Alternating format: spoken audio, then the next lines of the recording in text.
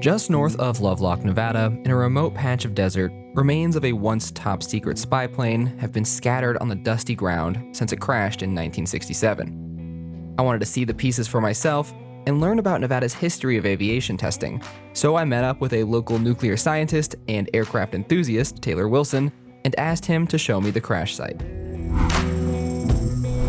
This, to me, is one of the most interesting facets in the history of science and technology, and this is an SR-71 Blackbird.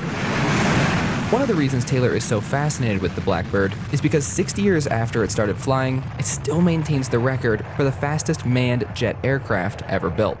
It was the first plane to be made primarily out of titanium because titanium was the only metal that could handle the heat associated with supersonic flight in this regime, 3 times the speed of sound. So many things about this aircraft were incredibly ahead of their time.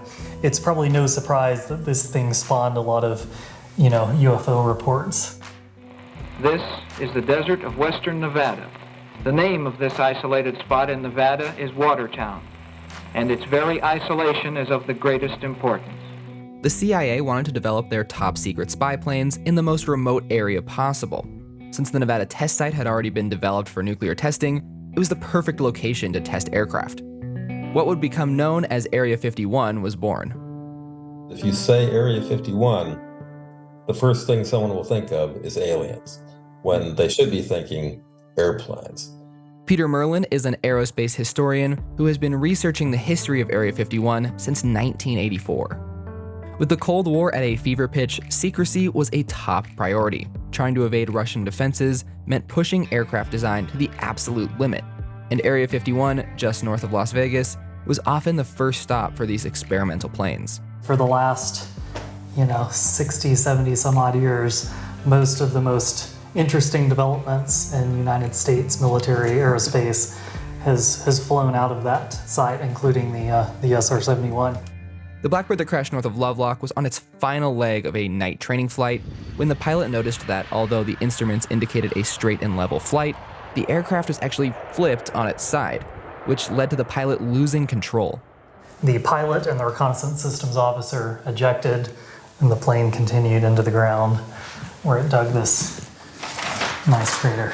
And that's what happens when an SR-71 Blackbird engines go in full tilt. Hits the desert floor. Both crew members survived, and according to the crash report, the debris was buried on site. Peter Merlin told us it's not unlike UFO crash retrieval stories. We have spacecraft from another species. We do. Except that the UFO crash retrieval stories always end with the words, and they cleaned up every trace. Whereas, my version of going to these sites is, no, they didn't. So we loaded up Taylor's Jeep and drove out to see what the government left behind. Leaving the paved road, we drove up a dry creek bed to get to the site. And you don't want to get caught out here without a 4-wheel drive car and a spare tire. What I love about these places, whether I'm looking for uranium or spy planes or atomic bombs, is you would never think this spot was interesting. It's just an average spot out in the desert, but little do they know.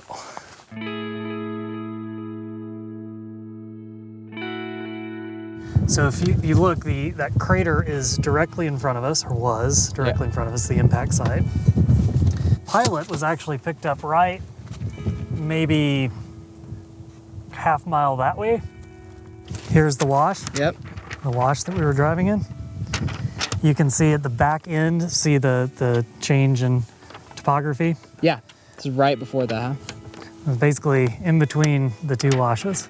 As we walked around the nearly 60-year-old crash site, pieces of the plane were everywhere. What's crazy to me about this is that this titanium, do you know where it came from? No. To build the planes? No. Came from the Soviet Union. The very country that was being spied on was the supplier of the titanium for this aircraft. Taylor has been to the site a number of times. For this trip, he put down red flags to mark pieces to get an idea of how far the debris was spread. He said the site is unique because of the quantity of material left behind. 4AA4C, 2*C*, LH. So we can look that up and figure out what part of the aircraft that came from, but that's a cool piece. It usually takes me a couple tries. I've done a lot of mapping and a lot of detective work, but this site, First time I came out here, came down that wash, and I had a general idea where it was. I got out of the car and I started walking. And walked for a little while, and then all of a sudden, I picked up something like that, and I knew where we were. Yeah. I mean, you're holding a pretty significant piece of military history and also Nevada history. The concept for this plane was started here, it was developed here, and then the plane found its final resting place out here in the desert. Luckily, the pilots ejected and left. Yeah, and luckily it's a pretty rural place. You know what this is? No. Oh, is that a piece of the coating? No. That is a piece of the tire. Oh, wow. Yes, that is a SR-71 tire piece. Oh, that's cool. As we left the site, I couldn't believe that pieces of this plane, which were at one time one of the most closely guarded national secrets, were just left out to weather the elements. What must have people in rural Nevada have thought when it streaked through the sky to its final resting place? The dry hills just north of Lovelock, Nevada.